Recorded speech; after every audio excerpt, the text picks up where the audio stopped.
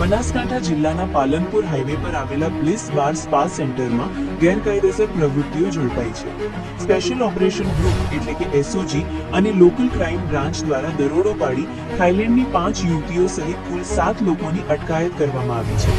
આ બ્લિસ બાર spa centre highway પરના એક ખાનગી મોલના ભોયડામાં પાર્કિંગની જગ્યાએ ચલાવવામાં આવતું હતું. પોલીસને બાતમી મળી હતી કે સ્પા સેન્ટરની આડમાં ગેરકાયદેસર ધંધા ચાલતા હતા, જેના આધારે પોલીસે કાર્યવાહી કરી. પોલીસે થાઇલેન્ડની 5 યુવતીઓ ઉપરાંત સ્પા સેન્ટર ચલાવતા 2 ઈસમોની પણ અટકાયત કરી છે.